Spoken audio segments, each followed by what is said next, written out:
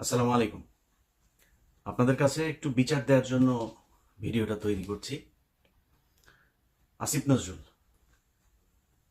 বিডিআরের যেই সদস্যদের আপনার বিচার চলছিল শেখ হাসিনার সময়ে, প্রায় 7 মাস হতে যাচ্ছে, এখনো পর্যন্ত তারা জেলখানায়। আমরা এই বিডিআর নিয়ে অনেক কথা শুনেছি যে এটা ভারত এসে করিয়েছে, যেসব যারা খুন করেছিল তাদেরকে সরিয়ে দেওয়া হয়েছে, সাদা গাড়িতে করে কালো অ্যাম্বুলেন্সে করে নানান কথাবার্তা শুনেছি না আমরা। যদি সেটা সত্যি হয়, তাহলে যারা খুন করেছে, আসলে যারা খুনের সাথে, সেই তোরাবালি, তারপরে লেদার লিটন, এদের তো সব ছেড়ে দেওয়া হয়েছে। নানক নাই, আজম নাই, সেলিম নাই, তাপস নাই, কেউ নাই। তো তাদের সব ছেড়ে দেওয়া হয়েছে। রেজানুর আছে, সে কোথায় এখন? কি পলাতক না দেশ থেকে চলে গিয়েছে আমরা জানি না। ওই সময়ে এই যে মইনুল হাসান ইসলাম, মেজর জেনারেল, সে পালায় যাচ্ছিল। তো এরকম কারা কারা আছে এগুলো আমরা সব আগে থেকেই শুনেছি। এবং যেই সৈনিকরা আসল সাক্ষী দিতে চেয়েছে তাদেরকে মেরে ফেলা হয়েছে, গুম করা হয়েছে, তাদেরকেই এই জেলখানায় নিয়ে বন্দি করা হয়েছে। যারা খুন করতে চেয়েছে, যারা খুনের সাথে জড়িত ছিল, তাদের তো সরকার বহু আগেই ভারত পাঠিয়েছে, মেরে ফেলেছে, পালিয়ে যেতে সুযোগ দিয়েছে। নানান এই ইতিহাস আমরা গত 15 বছর ধরেই শুনছি, এগুলো তো জানা, এটা নতুন করে উদ্ঘাটন করার কিছু তো নাই। আসিফ নজরুল 7 মাসে এখন পর্যন্ত এই বিডিআর এর যে নিরীহ জওয়ানগুলো, যারা সব সত্য কথা, সত্য সাক্ষী দিয়েছিল, তাদেরকে আসামি বানিয়ে শেখ হাসিনা জেলখানায় রেখেছে। তাদেরকে এখনো আসিফ নজরুল জেলখানায় রাখলো। তাদেরকে জেলখানায় রাখার জন্য আসিফ নজরুল যত ধরনের ষড়যন্ত্র আছে সব কিছুই করছে। আমরা সেই 5 তারিখের পরের এই পর্যন্ত মোট 4টা শুনানি হলো। 4 শুনানিতে সবশেষ জানুয়ারির 8 তারিখে আমরা মনে করেছিলাম 9 তারিখে কিছু একটা হবে, অন্তত কয়েকজনকে ছাড়বে। দেখেন আসিফ নজরুল এই মানে ইন্ডিয়ান রয়ের এই সদস্য কত বড় খারাপ, কত অসভ্য। ওইভাবে পারে নাই। প্রথমবার বলেছে পিপি নিয়োগ হয় নাই, তারপরে বলেছে পিপি প্রস্তুতি নেয় নাই, তারপরে পিপি পুরো রায়ের কপি সব পড়তে পারে নাই। এবার কি বলবে? কিছু তো একটা বলতে হবে। এখন এই ওই যে বক্সিগঞ্জের আপনার যেই কি আলিয়া মাদ্রাসা যেইটা, ওইটার মধ্যে নাটক টাটক সাজায়া, আবার তার মধ্যে আবার স্টুডেন্টদেরকেও এখানে নাটকের অংশ বানিয়েছে। কেউ যায় ঘর পুড়ে দিচ্ছে, কেউ করছে। আরে ভাই, আপনি ওইখানে করেন না বিচার, তাহলে কোথায় করবেন? আপনি জানেন না 9 তারিখে বিডিআর এর শুনানি আছে? জায়গাটা তো ঠিক করে রাখবেন, সেটা ঠিক করেন নাই কেন? একদিন আগে থেকে বিডিআর এর পরিবাররা দেশের বিভিন্ন জায়গা থেকে গরিব মানুষ এখানে এই শহীদ মিনারে এসে শুয়েছিল, কেউ যাইতে পারে নাই। আসিফ নজরুল শাওনের ঘরে যাইতে পারে, শহীদ মিনারে যাইতে পারে না, গিয়ে একটু বলতে পারে নাই যে আপনারা কোত্থেকে আসেন, আমরা আপনাদের পাশে আছি, আপনারা তো আমারই দেশের মানুষ, ওকে আপনারা ঘরে ফিরে যান, আমরা দেখছি। আসিফ নজরুল বলার সুযোগ পায় নাই। কুকুরের ছানারা সিনেমা দেখতে যাইতে পারে, এইখানে আসার একজন উপদেষ্টার সময় পায় নাই। এখন হাঙ্গামা যদি লাগাই দেই, এদের তো কষ্ট আছে, তাই না? এদের পরিবারের লোকজন, কেউ মারা গিয়েছে, পঙ্গু হয়ে, বিডিআর এর লোকজনের বর্ণনা শুনি, পা নাড়াতে পারে না, পঙ্গু হয়ে গেছে, হাঁটতে পারে না। কন্ডেম সেলে যারা থাকে তাদের অবস্থা আরো ভয়ঙ্কর। তাইলে এখনো কারারক্ষী জেলখানার ভেতরে, এখনো পর্যন্ত আপনার এই আওয়ামী লীগের, ছাত্রলীগের এই নেত্রী টেত্রী, তারা এখন পর্যন্ত বিভিন্ন গুরুত্বপূর্ণ দায়িত্বে আছে। তারা হাসপাতালে, এই কারাগারের ভেতরে নানান ধরনের এই দিয়ে আপনার কি বলে, আওয়ামী লীগের লোকজনকে সুবিধা দিয়ে, যারা শেখ হাসিনার সময় জেলখানায় গিয়েছে, এই কি বলে আইসিটি অ্যাক্টে যারা মামলাতে গিয়েছে, তাদের উপরে নির্যাতন চলছে, তাদেরকে নানান সুযোগ সুবিধা দেওয়া হচ্ছে না। আর আওয়ামী লীগে যারা যাচ্ছে তাদেরকে সব ধরনের বাসা থেকে খাবার টাবার সব কিছু চলছে। এইভাবে এখনো পর্যন্ত জেলখানা চলছে। তো এই মানুষগুলোর পরিবারের তো কষ্ট আছে, তাই না? এদের তো দেয়ালে পিঠ থেকে গিয়েছে। তাদের জন্য 9 তারিখে এইভাবে ধোকা দিল আসিফ নজরুল। তো 9 তারিখে আপনি আলিয়া মাদ্রাসার এখানে করবেন না, বক্সিগঞ্জে করবেন না, কোথায় করবেন? কোন একটা জায়গায় আপনি আগে থেকে সেটা ঠিক করে রাখা উচিত ছিল, করেন নাই। পরশু দিনের ঘটনা বলি আপনাদেরকে। বিডিআর হত্যাকাণ্ড নিয়ে একটা কমিশন তৈরি করা হয়েছে না? এই পর্যন্ত আরো একটা কমিশন আছে, কিন্তু গুম কমিশন। গুম কমিশনের যেসব চেয়ারম্যান, তাকে হচ্ছে আপনার অ্যাপিলেট ডিভিশনের আপনার বিচারকের দেওয়া হয়েছে, পদমর্যাদা দেওয়া হয়েছে। আর সদস্যদেরকে হাইকোর্ট ডিভিশনের এই বিভাগের আপনার বিচারকের পদমর্যাদা দেওয়া হয়েছে। এখন পরশু দিনের মিটিং এ এই যে সদস্য যে কজন ছিল, সেখানে এই মেজর জেনারেল ফজলুর রহমান সাহেবও ছিলেন। ফজলুর রহমান সাহেব ওই দিনের মিটিংয়ে নাকি খুবই চুপচাপ ছিলেন, তিনি কোনো কথা বলেন নাই। জানি না কেন কথা বলেন নাই। সদস্যরা সবাই দাবি করেছে তাদেরকে যেন ওই মর্যাদাটা দেয়া হয়। সেখানে বিশেষ করে স্বরাষ্ট্র সচিব আরো কয়েকজন আমলা ছিল, তারা তাদেরকে বলেছেন যে না, আপনাদের এত পদমর্যাদা লাগবে কেন, আপনারা কাজ শুরু করেন। পদমর্যাদা এই জন্যই লাগবে, তারা চাইলেই একজনের বিরুদ্ধে সমন জারি করতে পারবে, তারা চাইলেই একজনকে জিজ্ঞাসাবাদ করতে, চাইলে একজনকে আটক করার এই আদেশ দিতে পারবে। এই জন্য লাগবে, তাদের গাড়ি থাকবে, তাদের সিকিউরিটি থাকবে, তাদের সাথে গানম্যান থাকবে, এই জন্য তাদেরকে ওই পদমর্যাদা দিতে হবে। এটা দিতে চাচ্ছে না। আপনাদের নিশ্চয়ই মনে আছে, এই বিডিআর হত্যাকাণ্ড নিয়ে কমিশনই করতে চাচ্ছিল না। এখন কমিশন করে নানানভাবে এটার মধ্যে একটা বাধা সৃষ্টি করে কোনোভাবে যাতে এটাকে ঠেকানো যায়।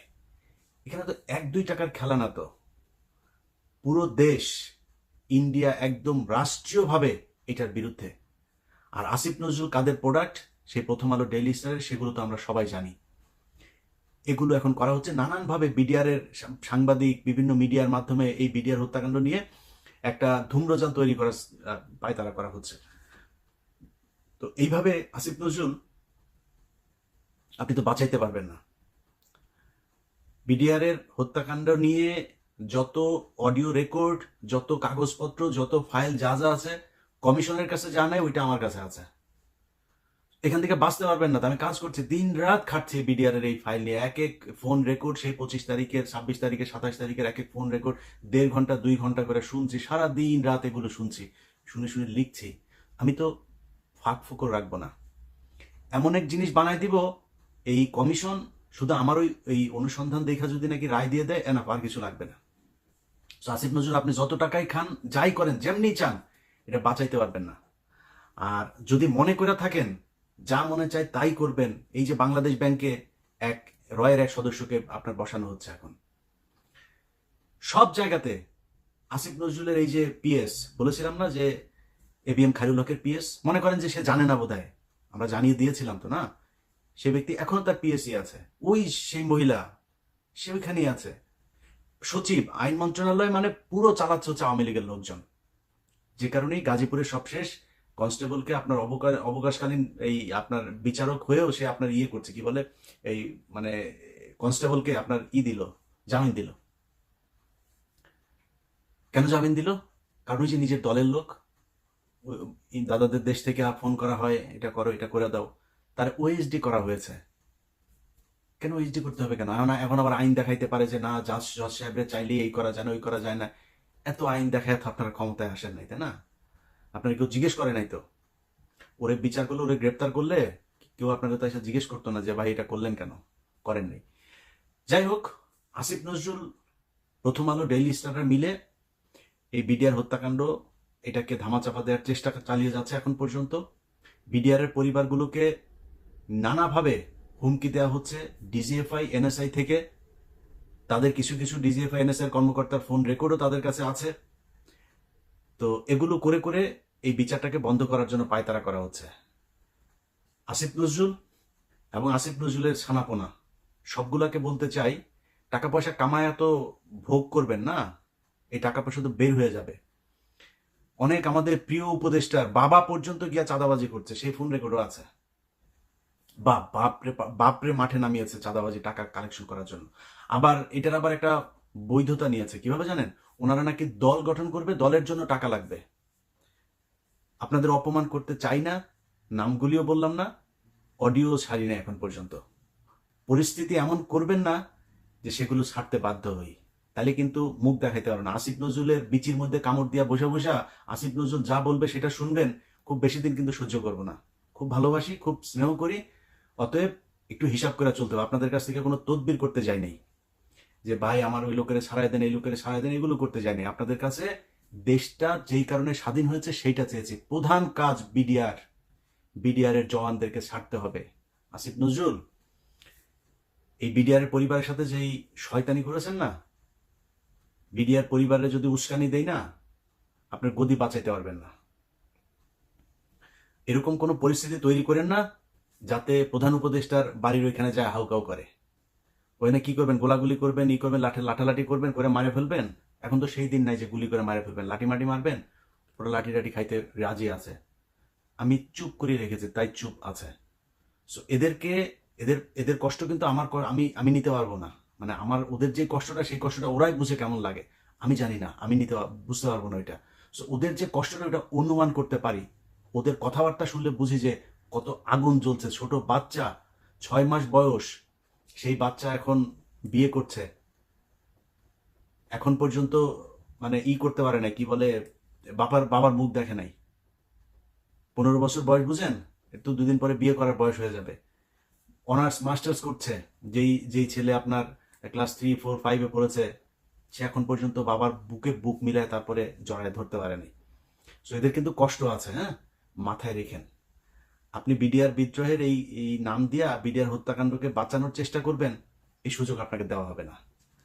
কারণ ওইটা যদি আপনি বন্ধ করতে চান, কমিশনটা দিয়েও যদি বন্ধ করাইতে চান, আমারে মায়েরা ফেলতে হবে। এটা ছাড়া করতে পারবেন না কিছু। যাই হোক, আগে ভাগে বলে রাখলাম, খুব সাবধানে।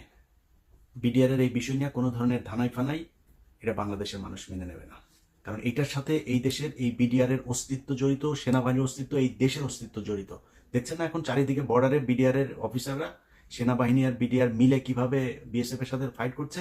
সারা দেশের মানুষ প্রয়োজনে ট্রেনিং নিয়ে তারপরে বিএসএফ এর সাথে দাঁড়াবে।